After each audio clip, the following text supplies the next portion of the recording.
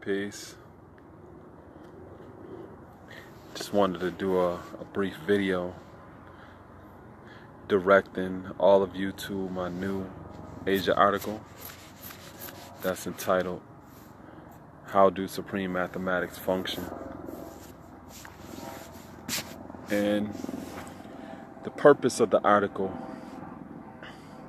is to give some clarity in regards to the application of supreme mathematics, because over the years, one of the things that I begin to understand is that as 5%ers, we tend to come off very cryptic to people, and that's not the way that we should be engaging the human family, because if it's cryptic, a lot of times people are, number one, trying to figure out what the hell we saying, and then number two, on top of that, trying to figure out how that even applies to their life. And the mark of a true teacher or educator is a person who studied and has learned something well enough where they're able to successfully communicate it to a child.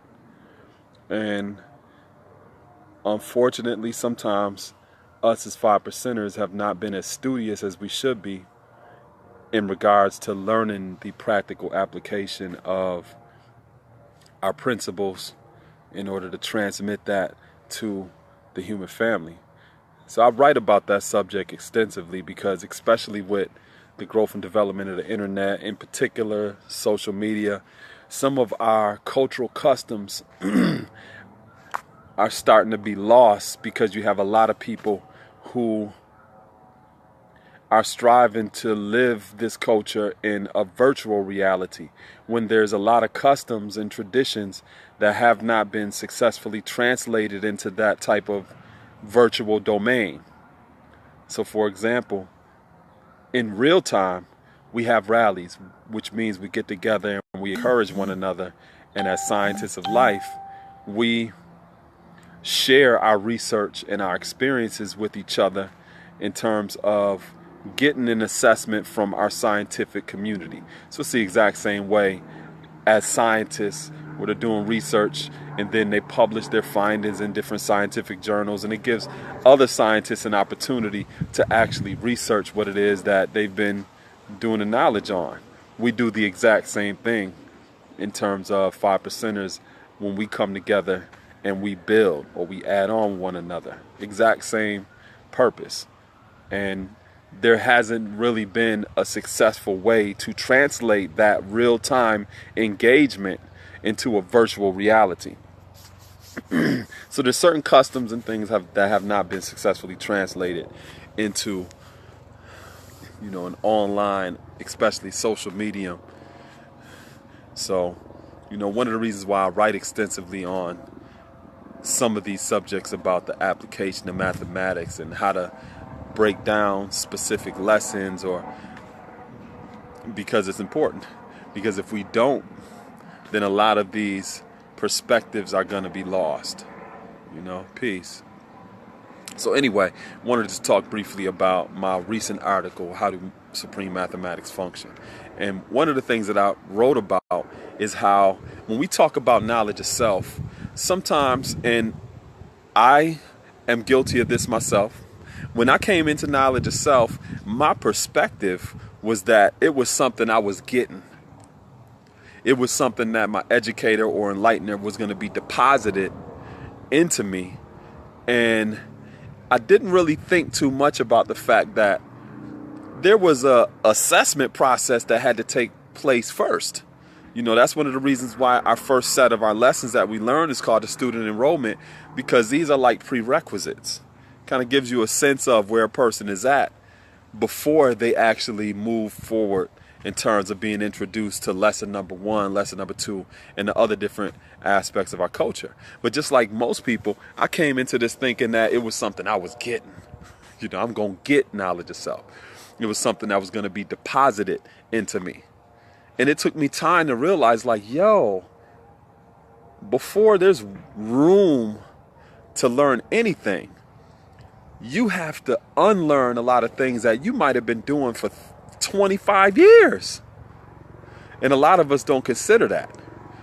And because a lot of us don't consider that, and we just approach knowledge of self as something that's being deposited into our life, we take mathematics, we take the alphabet, and 5%ers is not the only ones that do this. If you are a person that is a Christian or Muslim, or if you have a religion or a metaphysical system, or if you call yourself spiritual or whatever, and you dealing with crystals and reading tea leaves or whatever you're doing, a lot of people don't go through the self-assessment process to unpack a lot of the things that they've accumulated over the years in order to even make room for new information to be deposited into them.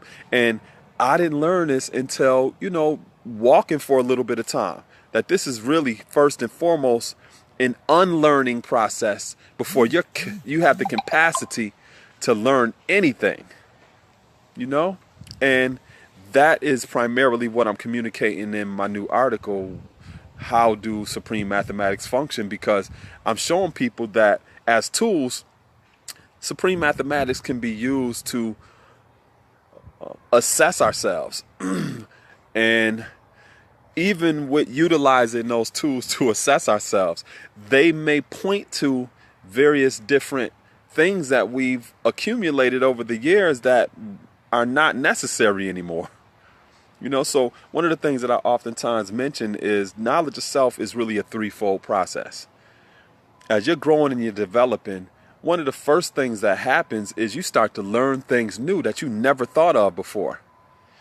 And it's going to require an attitude adjustment, because now this may be something new that is the best for you, but it may conflict with a lot of your traditions and customs that you've been invested in for the last 15 years. So that doesn't happen overnight, that you just stop something cold turkey and now you're just going to automatically get down with something. I mean, even if you did that, right? If you were doing something for 15 years prior, there's still going to be a sense of imbalance, because you just doing something new for one day. You've been doing that for 15 years. So it takes time. I mean, I'm 43 years old, and at this particular point in my life physically, I've had knowledge of self longer than when I didn't have it. Because I got knowledge of self. I finished Knowledge in 120 on September 30th, 1995.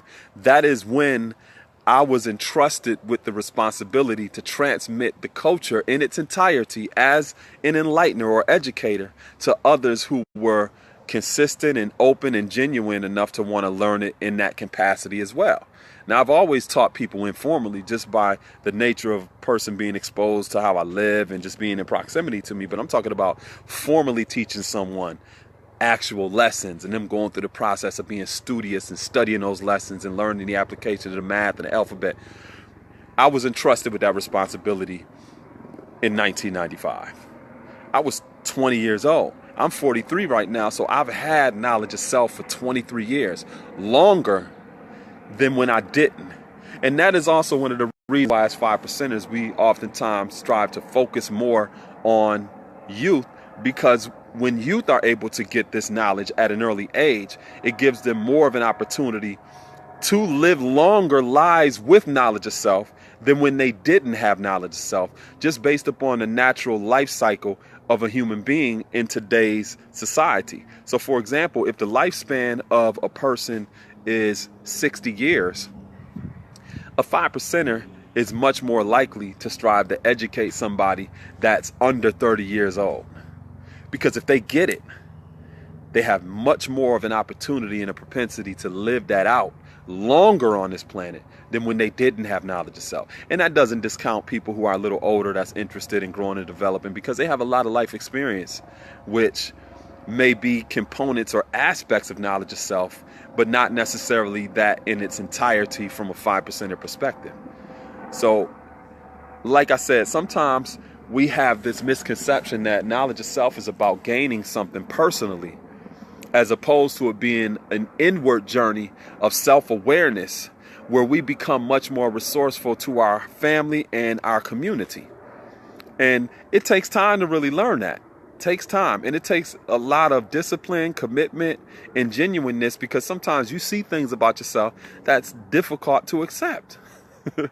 because you got to do something about it. You know what I mean? And like I said, it doesn't happen all overnight, and it's not always easy, but this is the path that we choose. This is the path that we choose. So going back to supreme mathematics, one of the other things that I was talking about in the article is how supreme mathematics reorientates us in a psychological and sociological way. Now, what do I mean by that?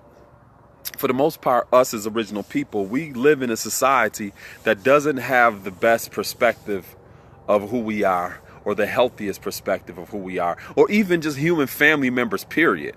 I mean, you just look at the media, you look at the stuff that's on the news, or stuff that's being thrown on the internet, or just how people live, generally speaking. A lot of the institutions, the way in which the economy engages human family members, and the way that people hoard resources in this society is not the healthiest thing. And the people who represent these institutions and aspects of this economy and are in those positions to actually have some control over those resources, they may not have the healthiest perspective, you know. And when you are striving to learn civilization and do the right thing, your identity at its core is constantly under attack from this society. Constantly under attack. You don't even got to go out of your house. As long as you got one of these that I'm looking at right now, smartphone, turn on the internet, your identity is constantly under the attack of what the status quo represents in terms of who we are as a human family. And the only way to really withstand those assaults and to defend yourself is to build up the actual immunity to not be infected with this shit. And we're gonna take some hits. I mean, we take hits every day. But it's just like the food, you know. You can do your best to eat organic and non-processed foods and read labels and everything else. Certain things are gonna slip in there just by the nature of the society that we live in, unless you're living in an area that's communal. And even if you're in a communal society, you're growing stuff off of the land is still affected, the water's still affected, the air is still affected. You know what I mean? So you can strive to limit much as possible and minimize the contact with how this society can infect you. But that's an everyday process. It's an everyday process of building up your immunity to be able to deal with what you see that's going on around you. And as a 5%, we are essentially in the minority because there's not a lot of people who are dedicated to growth and development. And like I've mentioned on many occasions, the only time that a lot of people are really studious about studying and reading is because they're either registered in some type of program at school and they're going to get a grade from their teacher, or they have to complete some training or something like that on their job in order to get a damn raise. Other than that, a lot of people read in a very leisure way. They not studying and taking notes. They ain't going to the movie theater to actually do social studies of that film and take notes while they're there. I mean, it may sound nerdish and shit. I do stuff like that. But the average person is not orientated that way, where they're really scientists of life. Oftentimes, these cultures that people say that they're a part of, or these metaphysical systems that they say that they align themselves with, or religions that they're a part of, are really just celebrated social clubs. A lot of people not studious like that. They're not really dedicated to growth and development for the express purpose of being a resource and a reference to other people. And I have to add that addendum because a lot of times, going back to what I was saying about knowledge of self, is some people look at knowledge of self as the small letter S. Self as in selfish. It's like extreme. They either looking at it as knowledge of selfish, or they looking at it as knowledge of selfless. Meaning they walking around just letting people take advantage of them and shit like that, and haven't figured out a way to actually monetize what it is that they can successfully do to provide food, clothing, and shelter. So they're either on that extreme side of it, of being selfless, or they on some selfish shit. There has to be a balance, you know, and knowledge of self is a journey that is inward, and It's never ending. It's something that you embark on each and every day, and supreme mathematics is a very powerful system that we use that allows us to successfully navigate the landscape while we are on that journey. Now, here's one of the things that I wrote about in the article too. I talked about how, in terms of psychological and sociological orientation, supreme mathematics, as well as other different phrases that we use in our language, are from a strength-based approach. Meaning, we're not ignoring what would be considered to be deficits, but our whole orientation, how we attend the world, how we view things, are from a strength-based approach. So, for example, if I'm working with my preschoolers and one of my preschoolers is always striving to tell the other ones what to do, right? And be bossy, like some people say, or yelling at the other ones, this and the third. Some people may discipline that child and be like, yo, you ain't the teacher. And some of the students may even tell that student, like, you ain't my daddy, you ain't my mama, you ain't the boss of me. So they may say that to that student, like, you ain't the boss of me, right? And some people may assess that behavior as a deficit. You being bossy, you being micromanaging people, you think you know it all. You can look at all of those various different qualities as character flaws or deficits. But at the same time, you can look at that child and be like, oh, snap, that's a leader. That's a manager.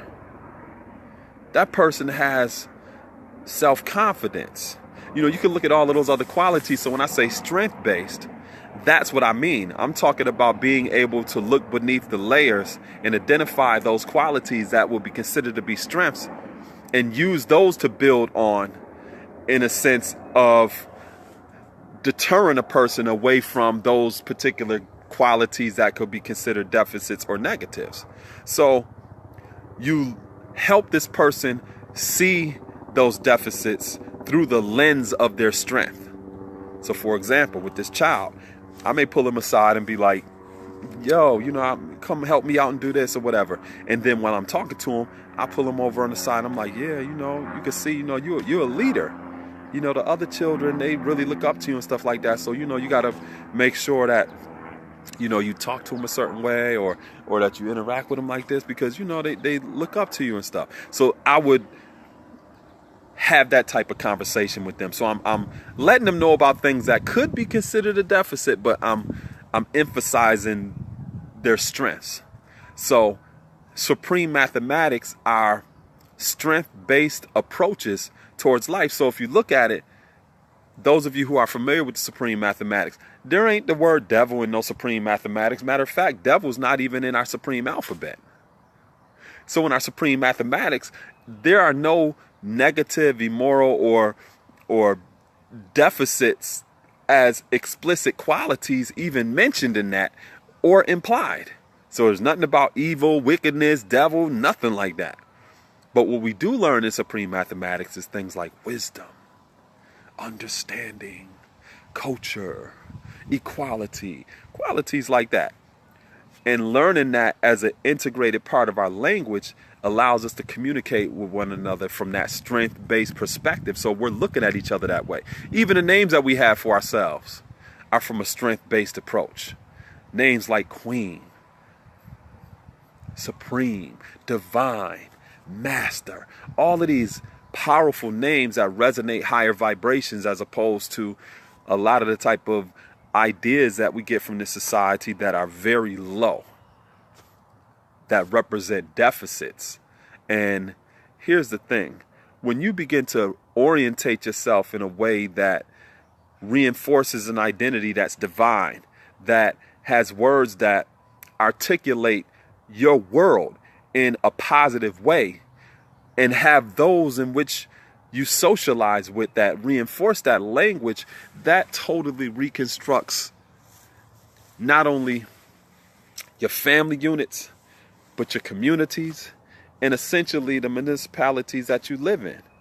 Because now you're looking through a lens of who and what you essentially are, that is oftentimes not what you're learning from this society. And this helps you build the immunity to withstand those type of attacks on your identity that you don't even have to deal with by walking out your door. So your home should be a safe space. It should be sacred. It should allow you to be protected and insulated from those type of attacks. But even like I said, with your smartphone and stuff, you can get on here and start surfing online and checking out things that people are posting and articles that's coming out and all this other stuff. And if you're not able to successfully filter that with knowledge as your foundation, I mean, you can easily get infected by the sickness that we see that's going on in this society. So supreme mathematics is only a set of tools that a person can successfully use in terms of making a proper self-assessment and grow and develop beyond the place where they currently may be. There's other different tools as well. It's not saying that that's the only thing. And, you know, sometimes you may come in contact with some 5%ers and they think that that's all they need is supreme mathematics. And it's like I said, supreme mathematics don't tell you nothing about the devil, which implies there's no emphasis on the devil when it comes to the foundational teachings that we advocate. So you ain't going to be hearing a 5%er that is truly advocating this culture to be having a whole bunch of conversation about some devil somewhere. It doesn't mean that we dismiss adversaries or we dismiss those particular parts of ourselves or that we may see in this society that are anti what we're striving to do. We don't dismiss that or ignore it. Again, we're coming from a strength-based approach. So we're looking at these things in context from the perspective of being the true and living, of being divine beings. It's the only way to look at it. If your standard is civilization and righteousness, but if it's not, you may get in some of these back and forth conversations that the average human being may get involved in. But it's just like when you see the structure of certain kingdoms. Customarily, if you are in a seat of authority or governance as a king or a queen, there's certain shit that you don't even address. That is beneath you. There's certain stuff that don't even reach you.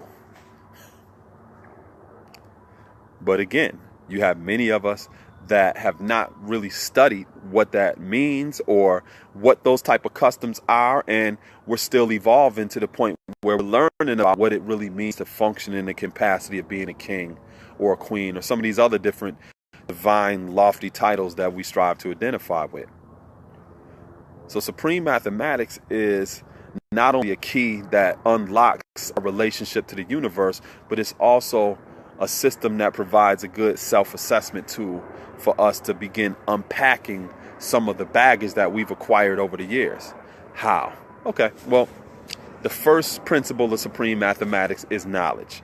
That is the foundation. Why is knowledge the foundation? Because knowledge is awareness, awareness is consciousness. You can't even consider what I'm saying right now without using consciousness first. That's the foundation. And as a foundation, it has to have fortitude, it has to have integrity to it. And that is very different than belief. I can believe it's a polar bear behind me right now. But as all of y'all can see, you know for a fact it ain't no polar bear behind me. So knowledge always supersedes belief. You should only believe what you know. And if you don't know it, just say you don't know it. So knowledge is our foundation.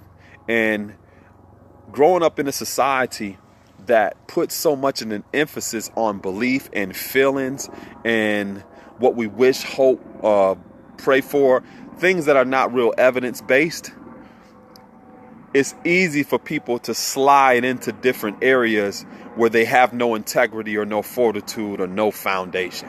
They have nothing to stand on. So usually when you're engaging the 85%, their premise is usually just messed up because knowledge ain't their foundation. There's usually going to be some crack in that foundation or some flaw in what it is they're saying because they have not done the knowledge to begin with. So knowledge precedes wisdom because you can't be wise or make wise decisions if you don't know shit first. And because this way of life is not based on belief, we don't try to convince or convert or try to encourage anybody to do anything.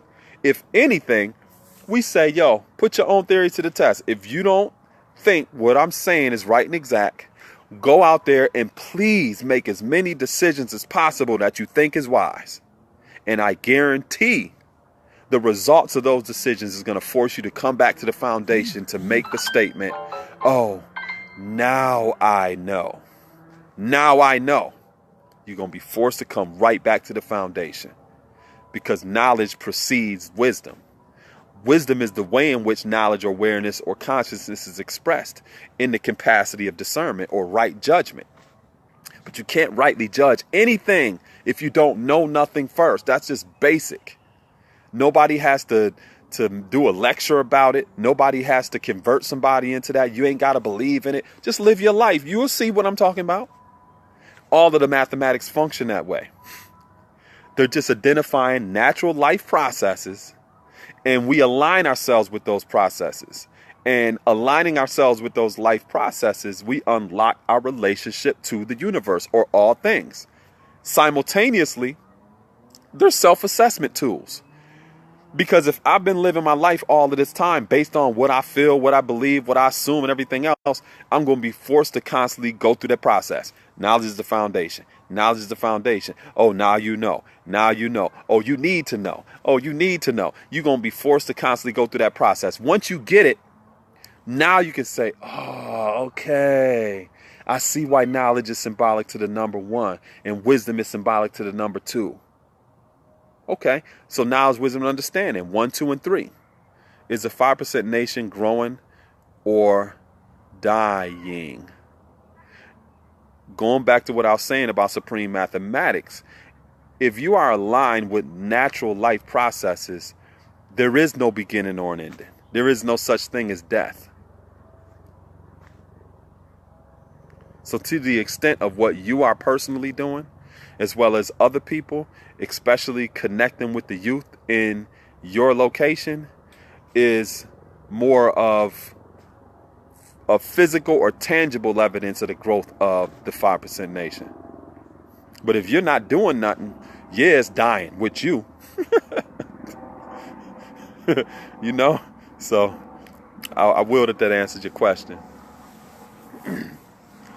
Yeah, so supreme mathematics, like I said, is also a self-assessment tool, because it forces you to assess your life, just learning it. And one of the things that I learned also over the years is that some people, there's some things about our customs that wasn't an answer. The nation is growing to the extent of what you are doing, because you represent the nation. If you do, you know what I'm saying?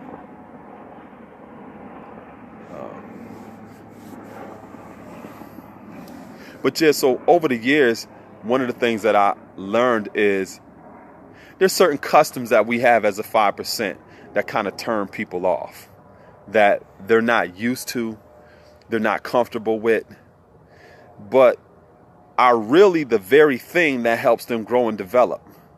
You know what I mean? For example, as 5%ers, and like I mentioned earlier, our community are scientists of life. So as scientists of life, when we build with each other, we're not just talking. We're exchanging ideas, or we're sharing our research and our study with one another for peer review. So if I meet a 5% or something like that, they're like, peace, God, you know, how you see today's mathematics? They're asking me to share my research with them, my life experience, and it's for peer review. And it's mutual, because I asked them, well, how you dealing with supreme mathematics? You know, how you dealing with today's mathematics, or how you dealing with today's degree? So that's the way in which we engage each other.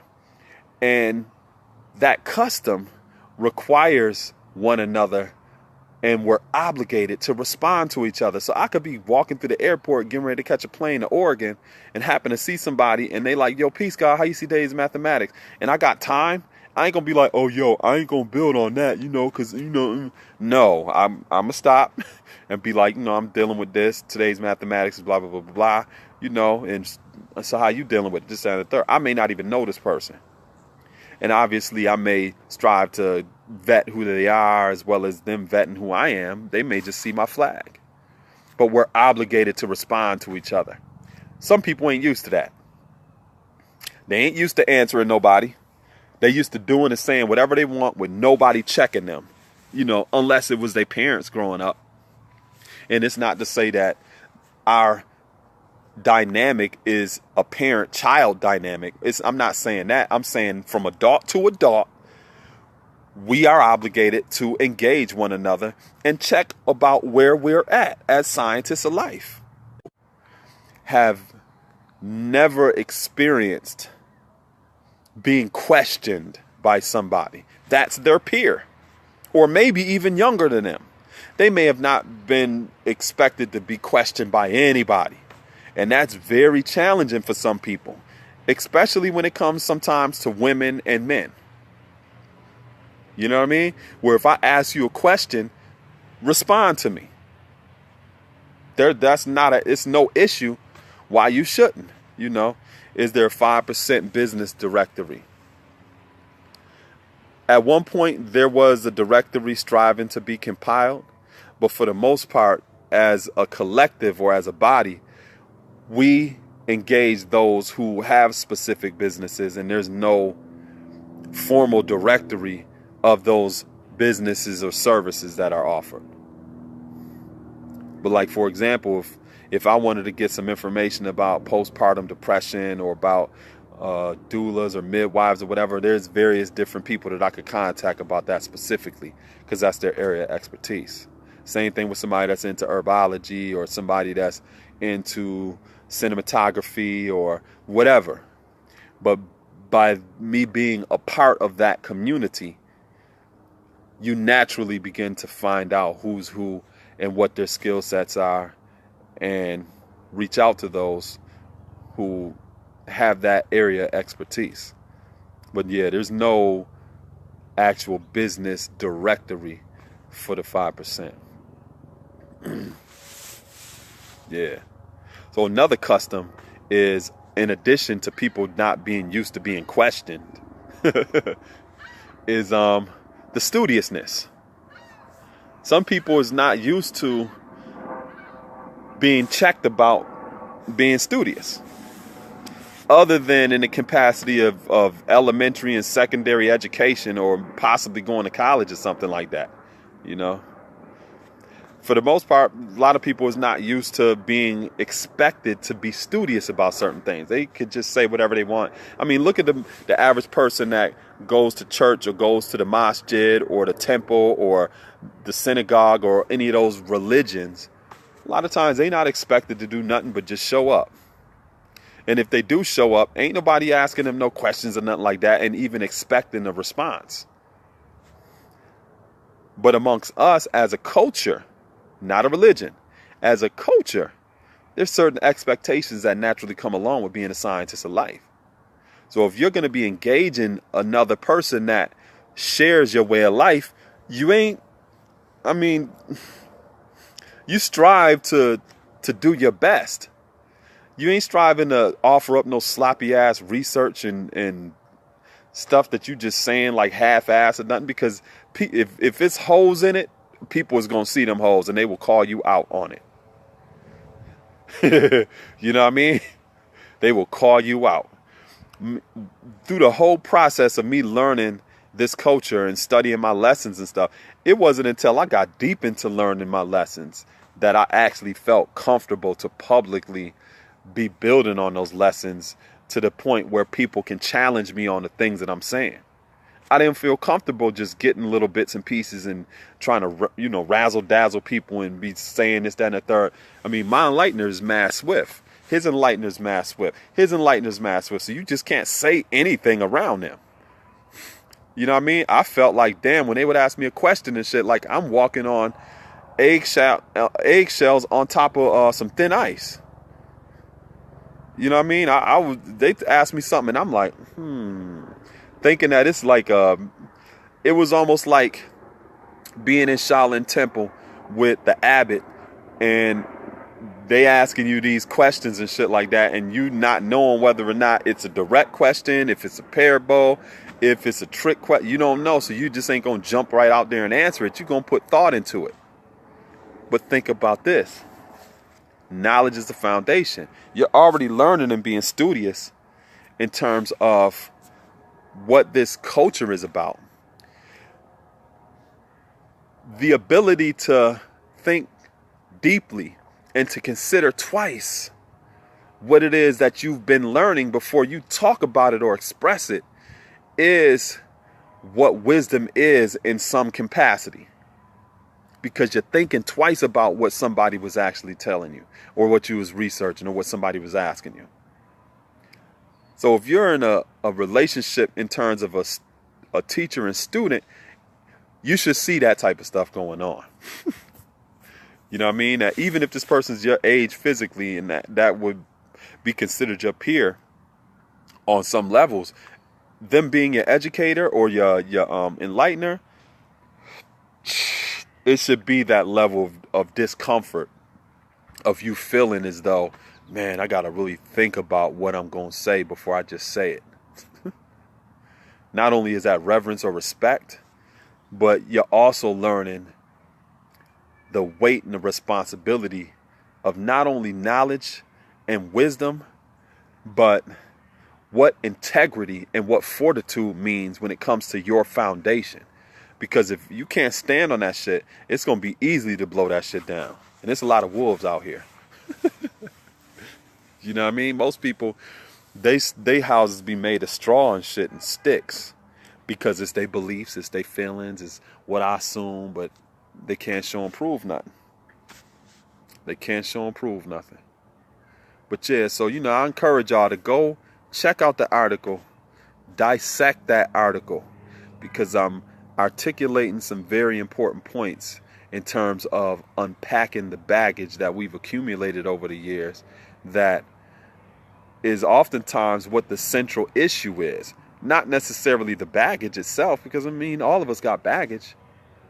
When you start getting connected to people, you really find out like, yo, they just ain't unpacking that shit. And then sometimes you realize like, yo, they don't even know what they need to unpack, or if they did, they don't even know how to unpack it. And that may require some other work outside of here's supreme mathematics. That may mean some professional services, whether that's physical, whether that's emotional or mental. That may mean references to something like that before they can even have the space in the room to learn anything. But when we're not going through that process, that is how we oftentimes see these Frankensteins out here, and these bride of Frankensteins that just have this so-called high science and this knowledge superimposed over this bullshit that they still been carrying all their life. Is the 5% website still around? I know there used to be a social network site. I think it was called supremewisdom.com or something. I'm not sure exactly. No, it wasn't called no supremewisdom.com. Definitely not. That sounds like it's like some Muslim Nation of Islam orientated platform. But we would never, well, I wouldn't say never, but typically we wouldn't call something that we're representing supreme wisdom, because that was the book that was handed down in the Nation of Islam that was compiled by the Honorable Elijah Muhammad and his teacher Farad Muhammad. The 120 lessons are a part of the Supreme Wisdom book. They were taken out of the Supreme Wisdom book when the father actually left the Nation of Islam and the religion. So we wouldn't have a website called supremewisdom.com. And, there are different 5% mediums out there. Like, for example, the one that I was just sharing with you about my website, where I write articles and, I have my books as well as videos that educate people, generally speaking, about the culture. And then you have other ones too, like if you follow the hashtag, the 5% connection, those are some young brothers and sisters that are of our millennial generation that are doing a lot of positive things in terms of moving the culture forward. And that also answers your question too about the growth of our nation. Yeah, check out the hashtag, the 5%, as the number 5 and the percent sign connection, and you'll get in tune with some of our millennial brothers and sisters that's that's advancing the culture as well. Yeah, but yeah, y'all got any other questions? I'm in the mood to answer some questions if I can.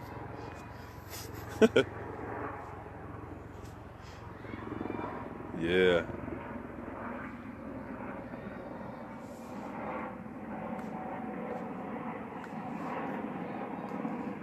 Yeah.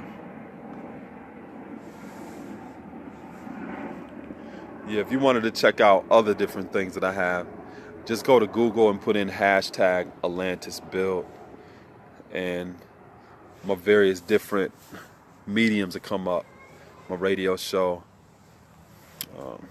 and other different things that you can check out. And one of the things that you notice too is with all of the things that I do, none of it is under the name of Saladin Allah. It's all under the banner of the Atlantis School or Atlantis Build.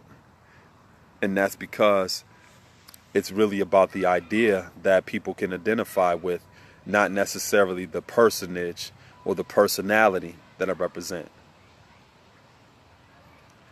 I mean, the culture is a lot bigger than me individually and personally anyway. So I always wanted to communicate that. Did you get elected in your city? Not in the election in 2013. I got appointed to the Human Rights Commission of my city. So I'm a Human Rights Commissioner for the city. Yeah, absolutely.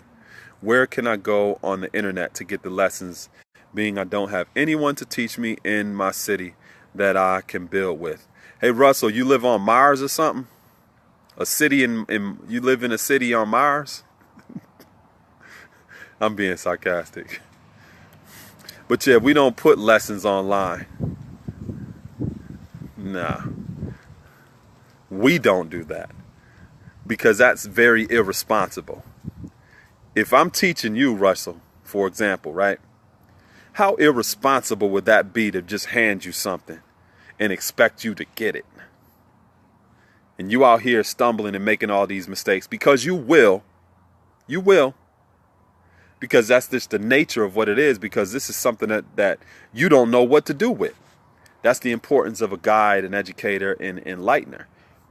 And here's the thing, as an enlightener or an educator, you should only follow a person to the extent of learning to lead yourself.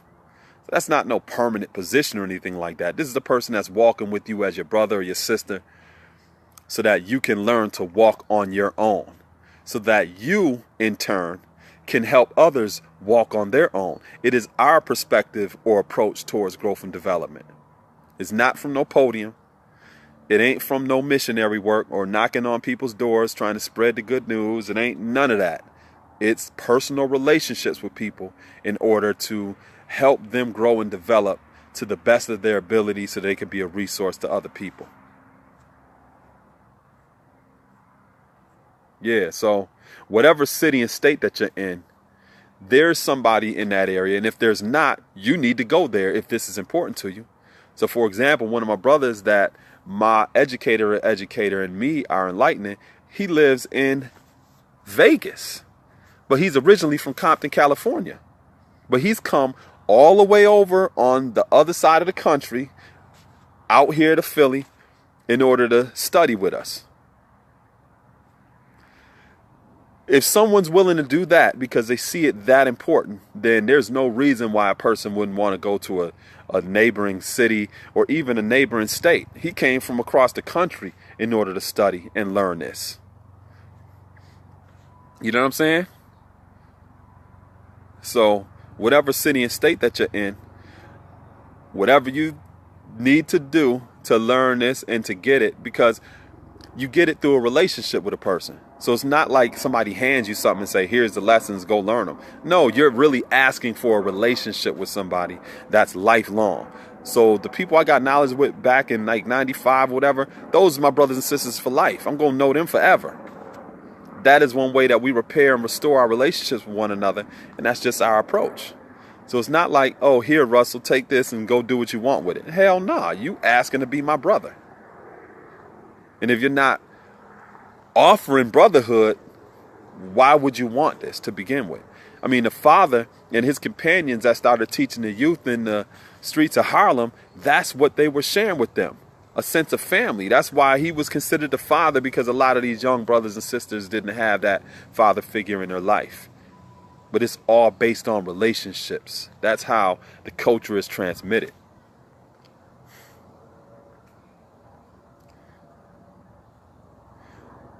Yeah, but I mean, you can go buy whatever you want offline, but you can't buy no relationship.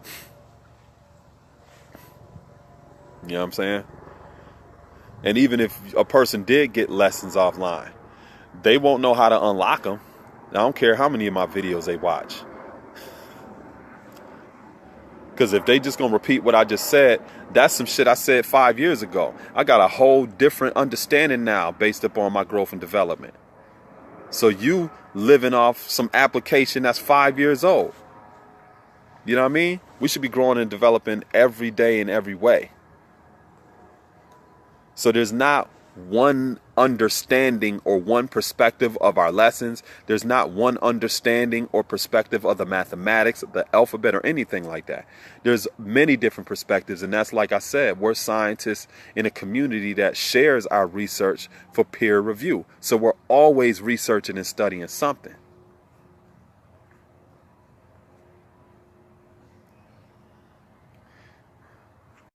My enlightener mailed me a new flag from the root he got this month. Crest above the 7, which is unlike the first flag I received in person years. Covering up the top. We built about how this change was made to reflect the original universal flag seen on the window in 67. Besides that, do you have any thoughts on that distinction and what it was changed back?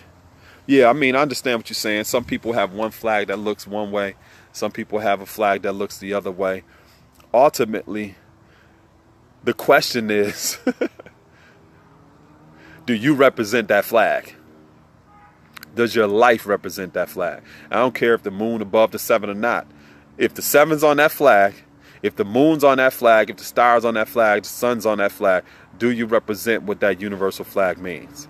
Because essentially what that flag is not only our Constitution, but it's our Declaration of Independence from this society that does not have the healthiest view of who we are as original people and as civilized people on this planet Earth. So I don't debate with people about, oh, is the moon above the 7? Is it not? Okay, what is you doing in your community? That's what I want to talk about. We can, y'all can talk about that all day. I want to know what you're doing in your community. If you don't have nobody to build with, you got to get it the best way you can. Well, here's the thing. You don't know what the best way is. So if you don't have nobody to build with and get it the best way you can, you don't even know what the best way is. 9 times out of 10, it's going to be the wrong way because you don't know. You don't know. But if it's something that you want to learn, find somebody to learn from. Find somebody to learn from. And if you have to travel to connect with them, do it. There's people that live in my own city that they don't come around and study with me, but then there's other people from other countries that may come and visit me. Other states that may come and visit me. Because obviously proximity plays a role in that. They're not able to be around me all the time, whatever. But to see people that genuinely make decisions like that because they see the value, not just simply in what I do, but in the culture itself, I don't lose no time with people that just waste time being around me. Not at all. If it's anybody that's like, oh, I take my presence for granted, I don't even allow them to be around me. Being that you have a lot of knowledge on the culture, can you build on the flag and its history? Yeah. Yeah, it is difficult sometimes, but that's just a part of the path. You're going to have some challenges and difficulties in growth and development, period. But the things that I'm sharing are primary or prerequisite things that minimizes that difficulty from the foundation. You know what I mean? Yeah. Yeah, in terms of the history of the flag, it was designed by Universal Sham God out of Medina. And in terms of the symbolism of the flag, the white on the flag represents the clouds of deception. If you look at the sun has 8 points on it, and they're 45-degree angles. Those 8 points represents the 8 different sections of our cultural curriculum. Our supreme math, our alphabet, our 1 to 10s, our student enrollment, our 1 to 14s, 1 to 36, 1 to 40s, actual facts and solar facts. And then the sun, the moon, the 7, the star, and the moon represents the man, woman, and child. So it's the universal family. I mean, so there's nothing that's real deep about what the flag means. One of the things you'll also notice with our universal flag is the direction that the moon is facing. When you look at Islamic countries and you look at the flags that they have, their moon is usually facing east, which is a waning moon. Our moon is facing west, which is a waxing moon, which means it's growing towards being full. So that's one of the reasons why we say that a woman with knowledge of self is growing towards her fullest equality, because she's giving birth to this knowledge. And that represents the woman that's central to our universal family, a woman that is invested in the growth and development not only of our nation, but also the knowledge, the culture itself. You know? Are there any business owners on this live stream in the comments? If so, let's build. Yeah. But yeah, there's a lot of symbolism. I mean, there's 22 points on our flag. 22 is the 22nd letter in our alphabet, which represents victory. Victory is to defeat an opponent or an enemy. It also means to be successful and triumphant. So you have a lot of different symbols that are in our flag, but ultimately the question is, do you represent that flag by how you living? You know, because you have some people and they can build on the flag. You know, the white is the clouds of deception. You know, the 7 represents this, and it's like, okay, cool, but how are you representing what that means in your family and in your community? Because that's ultimately what's important. That's what's ultimately important. So like I tell people, to give them a very basic understanding of what our flag means, I say the sun, moon, and star represents man, woman, and child. The 7 represents God or completion. So in order for that family to be complete, God has to be central to that family. That's easy to understand, you know? So I ain't getting all into no esoteric meaning and high science and I mean, with some people I do that because that's how they're orientated. That's what they're into. And, you know, I'll be studying stuff like that. But the goal is not to talk above the people's head. It's really to talk below the people's feet so that even the insects could understand what you're saying. But you got to study stuff well enough in order to articulate it to the average everyday person. But that's what I do. That's what I do. And I mean, I'm there's not a day that goes past that I'm not studying something and learning something new. Not one day that goes past. And that's challenging sometimes when it comes to dealing with people that may not come from that cultural perspective, because they may not be accustomed to the degree of studiousness, the orientation of growth and development, the level of expectancy when it comes to who we define ourselves as. It's different for some people. It's very different. And if you're not careful, you could really be unevenly yoked. Because here, it may be a person that's just shooting the shit, chilling. You know, I love you too, Shaborn.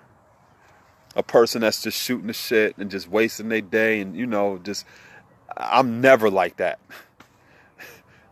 I'm never like that. Have you ever believed in God other than the black man? Oh, absolutely. Absolutely. And because I was raised in a household that was social and culturally conscious, I understood the presence of God or divinity or creator within creation. Meaning in work with the community, in evidence of nature. I didn't have a very religious perspective about what God or the creator was. You know, my old earth, my mother, she played the piano at the Baptist church down the street. My grand old earth, she played the organ. So we would go to church every Sunday, because it'll look bad if your family is not coming to church and shit, and then your mother and your grandmother is playing the organ and the piano. So we was like we was a audience. But in my house, my parents never sat down and said, okay, y'all, come on, we about to read the Bible. We had a black Bible. My parents were both orientated with the Black Panthers. A lot of things that gave me a sense of who I was growing up, and it wasn't a religious perspective of what God was. You know? Never had no perspective like that. So I was always open to the evidence of the Creator in creation, in the acts of people who were doing things that were divine, just amongst other human family members, and doing stuff in the community. So it was easier for me to be able to see the relationship of the things that the Father was doing and talking about our identity as original people, the planet Earth, and the fathers and mothers of civilization, because I already was seeing evidence of that growing up. My old dad would always teach me and my siblings about African culture. He collected African artifacts. So I'm in elementary school and I knew who Hannibal was, or I knew what the Maasai tribe was and how they were distinguished from the Dinka tribe, or, you know, different things like that.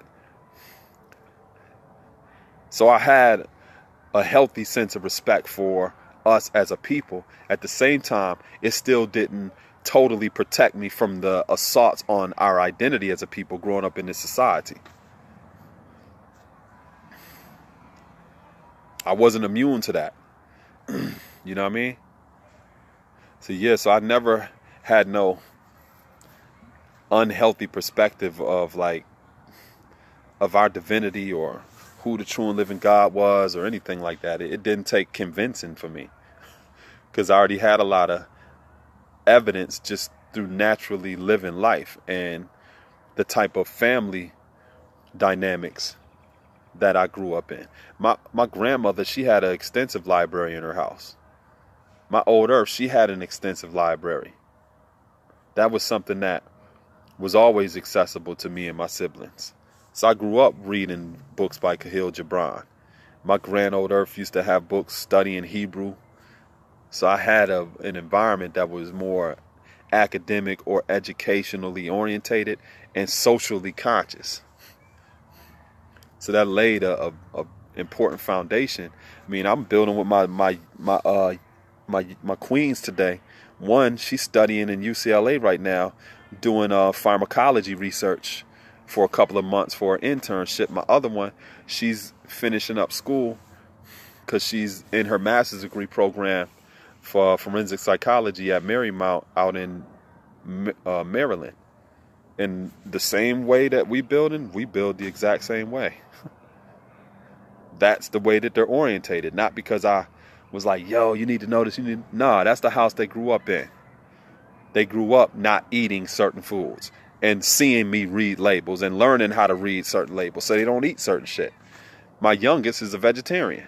Not because I stuffed a carrot down her throat. She just chose that for herself in high school.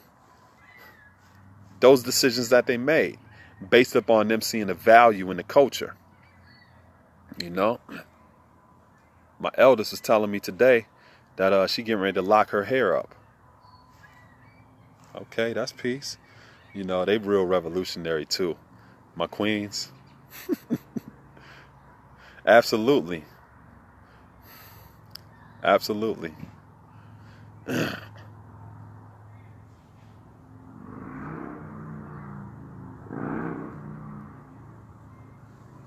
Yeah. So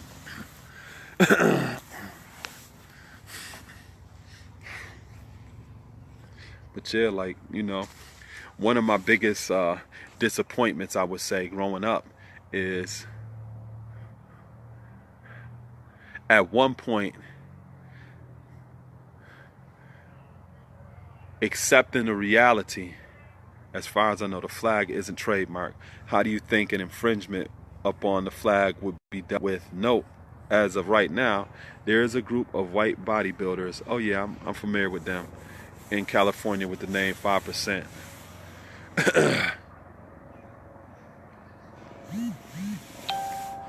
Oh yeah, I seen. It's a hashtag about the 5%, the bodybuilders and stuff.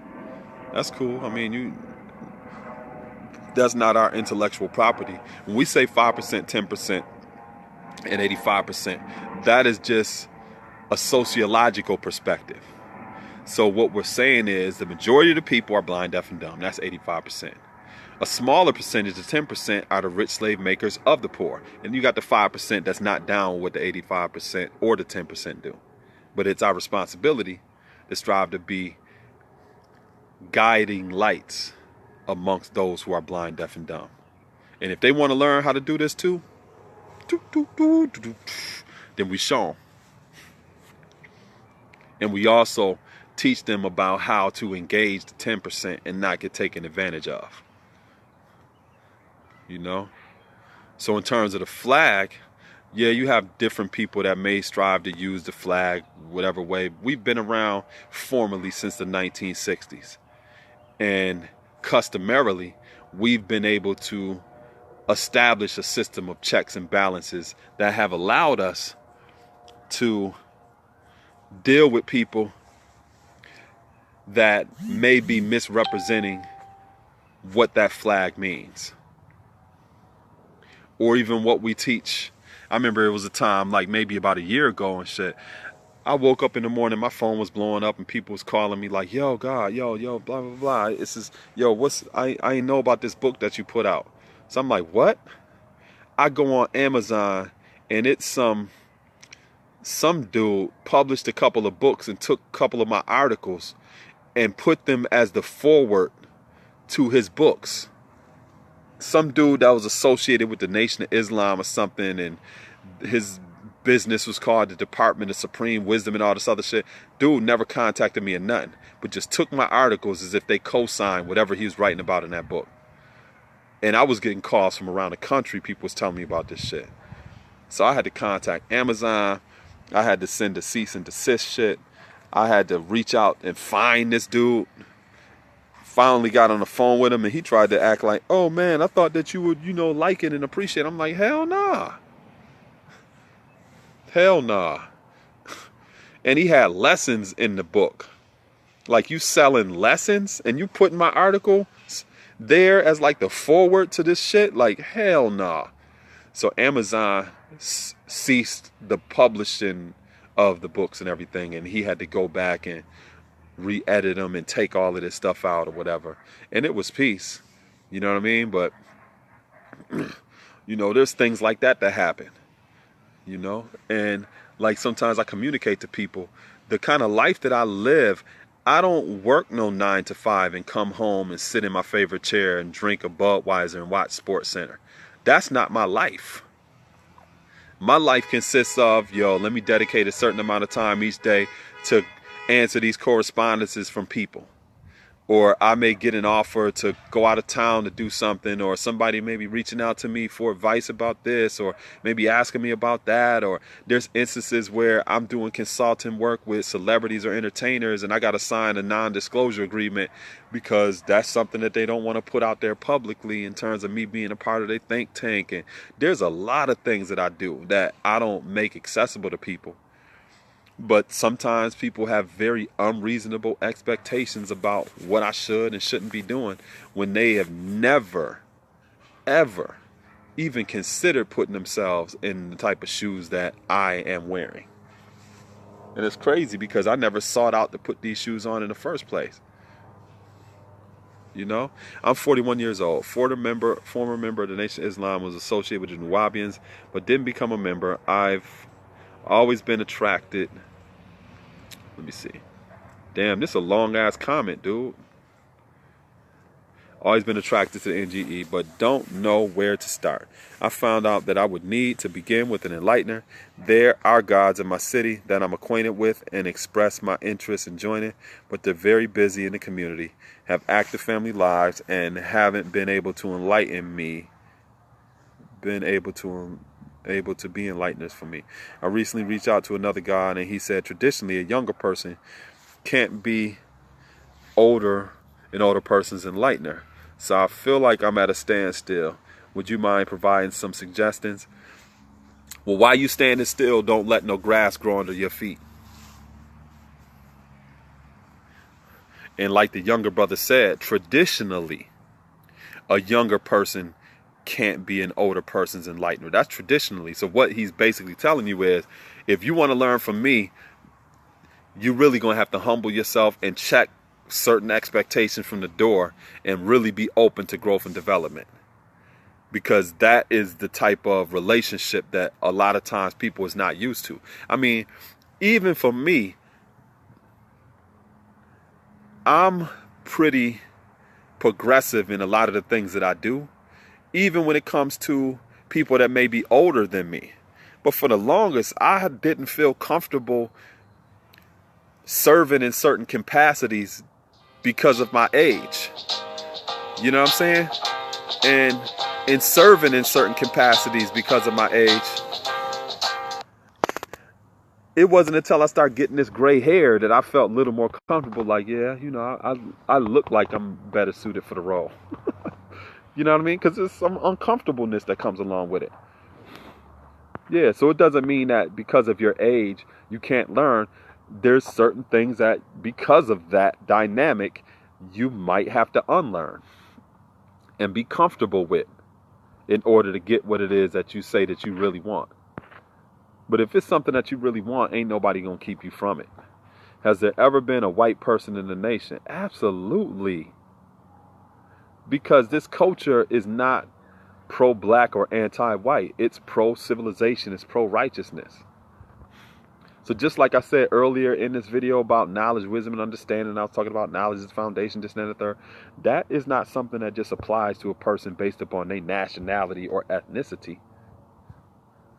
Anybody that wants to be righteous, there is a path to that. Anybody that wants to be civilized, there's a path to that. The first Caucasian in the nation, his name was Azrael. Yup. Just like Elevation said. And there's been many others.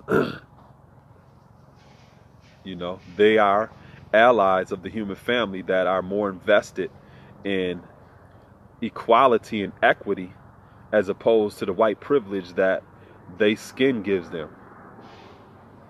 in terms of what the status quo is, not only just here in the United States or North America, but globally. They not down with that shit. Yeah. So absolutely. But keep in mind, for a Caucasian to devote themselves to unlearning all of this propaganda that they learned about themselves and a history, that's a lot. That's a lot to unlearn all of that. You know what I mean? Peace, Sabir. How you? Yeah. Yeah, there's a lot to unlearn for a Caucasian person to be committed to civilization and righteousness. Not to say it's not possible. It's not for you to say anyway. If a person doesn't do what's necessary for them to be civilized and righteous, that has to be totally on them. Don't run no interference. Because if you run some interference, they can always blame you and be like, oh, you ain't give me no chance. You ain't righteous. You ain't justice. You ain't... Get out their way. Show them the route. If they don't do it, that's on them. You know? So you have to think about it. In this society where if you are a Caucasian man and you represent the status quo of the society, there's many things that you naturally have to give up in order for you to do the right thing. And that can be just as trivial as you going into a restaurant with your family and shit, and you see a black family sitting there and they just waltz right by that black family and just, oh, how you doing, Mr. White? Let me seat you and your family. If you dedicated to righteousness and civilization, you're supposed to stop them and be like, I know we hungry. My wife got an attitude. You know, my children and stuff is getting on my damn nerves. But, yo, this family was sitting here first. You know, please, they need to be seated. Everybody ain't going to do that. You know what I mean? And it takes a level of consistency to be able to give up that white privilege and to do the right thing. You know what I mean? And you have to be willing to do that shit consistently. So in our lessons, we talk about them studying from 35 to 50 years in order for them to do like the original people, the original man, original woman. Because 35 to 50 years just represents a little over a generation. So if you really want to do right and be civilized, you have to dedicate your life to this. To the point where you're able to make that type of mark and to invest in those type of contributions that literally outlive you, that can be passed on to the next generation. That's what that's saying, 35 to 50 years. You have to commit your life to it to the point where you're able to produce contributions and accomplishments that will be passed on and entrusted to those that come behind you. So it just ain't about you trying to learn and do like the original man, original woman. You need to also commit your family to that. You know what I mean? So it takes a lot. It takes a lot. No, I'm not in Philly right now, Elevation. Damn. Do it look, I don't know. I'm not in Philly. Not right now. But yeah, so civilization and righteousness is open to anybody, and it's not your decision to say who can get it and who can't get it, no matter what they look like. Your responsibility as a person that may be upholding a standard of civilization and righteousness is to provide the resources for those who are striving to grow and develop. That's all. But get out of their way. Don't run no interference, because they can always blame you and say you're the reason why they failed. You don't want that. You don't want that. And that's one of the flaws a lot of times with some of the perspectives that some other cultures or religions have. That they sit there and deny people the opportunity to do something. You ain't got to do that. They gonna deny themselves. They are going to deny themselves. And if you are the standard of justice and righteousness and all this other stuff, you can't put yourself in a position where a person can hold you accountable, because if they can show that there was a flaw or a prejudiceness or discrimination in your position or posture, it also shows that your standard of justice is flawed. So you don't need to be in that damn position to begin with. So you can't even put yourself in a position where your sense of justice can be tested in that way. That's why you don't run no interference. That's why you don't say what somebody is and ain't gonna do. You may say it in your mind, and even if you say it in your mind, it's still gonna show and prove some evidence that you was dead ass wrong for saying that. Because it's impossible to be 100% right with thinking that way, because you have no control over nobody. Everybody has a choice. And that choice, they must be allowed to choose themselves. Period. Regardless of what their gender is, regardless of what their ethnicity is, regardless of what their nationality is, regardless of who their favorite basketball team is, everybody got a choice. And you leave it like that. If they want to do what's necessary to grow and develop, you give them the curriculum, or you let them know what's necessary, and then you stand back. If you want to do it, if they got a problem with it, it ain't my problem. You got a problem with it. And one thing you'll realize is oftentimes the solution is the damn problem for some people. That is the real problem, the solution. Yeah. But yo, I got to plug my phone in. This joint is dying. But thanks for tuning in. And if you caught the tail end of this, go back and check out what I was saying earlier.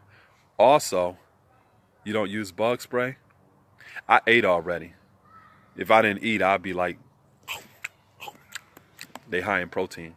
But yo, again, check out on my news feed, on my page, the links to the article that I just published.